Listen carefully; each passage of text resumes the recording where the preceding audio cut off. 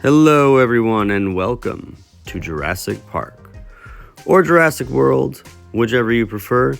This set we're going to review today is branded as Jurassic World for LEGO, and I feel like that was a little bit of a missed opportunity. They announced it in 2023.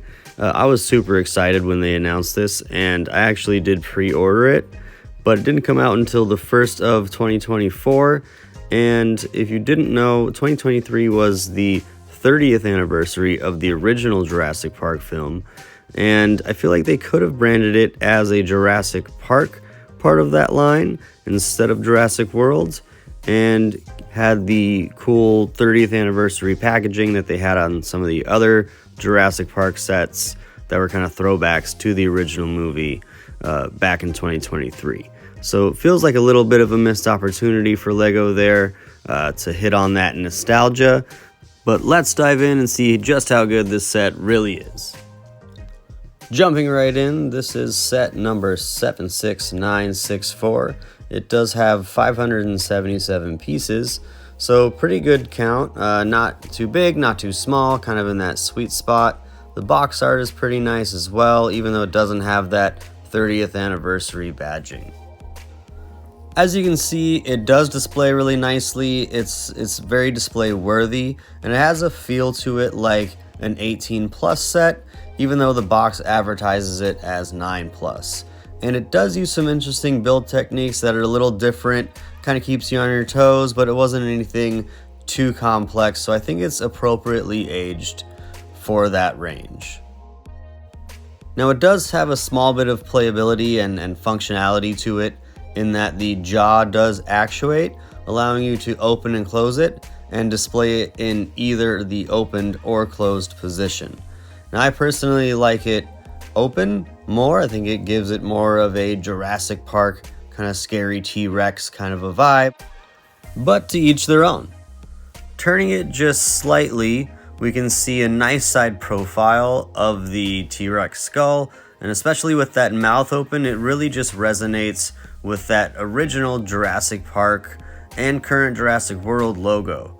That's just what that iconic logo is, and you really get a feel for that from this angle. It also shows off that it does have a multitude of angles that you could display it. Here's another shot from the opposite side, not quite as nice. And then we have the back. Really nothing to write home about in the back, and generally speaking, you're probably not going to see that a whole lot depending on how you display it. Now, as good as this set looks, it's not without its flaws in my opinion.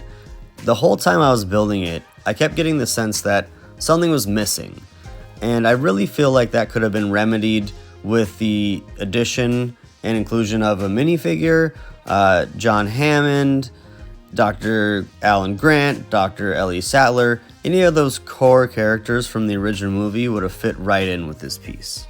Especially if you're a fan of the original movie, it just makes sense.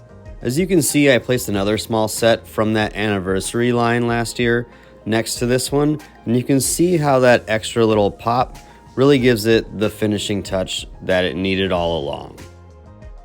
That takes me to the next issue, which is that the footprint seems to be set in stone, and it really should have been set in mud. I might be forgetting a scene or an image in one of the follow-up movies, but I think the most iconic version of seeing that T-Rex footprint is when it's in the mud in the original movie and it's filled with water, and the water's kind of rippling because of the vibrations from the T-Rex coming nearby, and there's something about that nostalgia that just seems to be lacking here again. So with all that combined, it's kind of my biggest complaint about this set, which is that it's a missed opportunity to have made it even better by tying it into the original movie, especially with the 30th anniversary having been last year.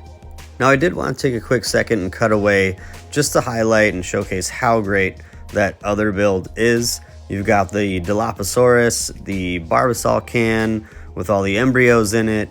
You've got the iconic looking Jurassic Park Jeep from that first movie, and everything you need from that iconic scene.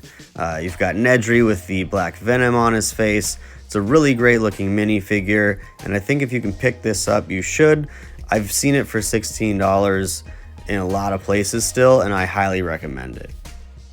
Switching back now to our original builds and the King of Dinosaurs for some close-ups, he's looking pretty good. The detail is really nice in the skull. I think it's very convincing as what it's trying to accomplish, and same for the footprint. Even though it's a little plain, and I think it should have maybe been done in brown instead of gray as if in stone, it still looks good and you know exactly what it is. The plaque is nice. It has some information there about the King Tyrant Lizard, which is what Tyrannosaurus Rex means in Latin, I believe. Don't quote me on that one. At the end of the day, I do think this is a really nice build. And although I may be a little biased, being a pretty big fan of the original Jurassic Park movie, I think if you're on the fence, you can definitely wait till this goes on sale. Just know that you're going to be waiting a couple months because this just came out a few weeks ago. Now I might try and do a mock of that footprint in some shades of brown and maybe black to see what could have been had it been under the design of the original trilogy. So if that's something you'd like to see, go ahead and leave a comment, and otherwise stay tuned for the next video. Until then, see ya.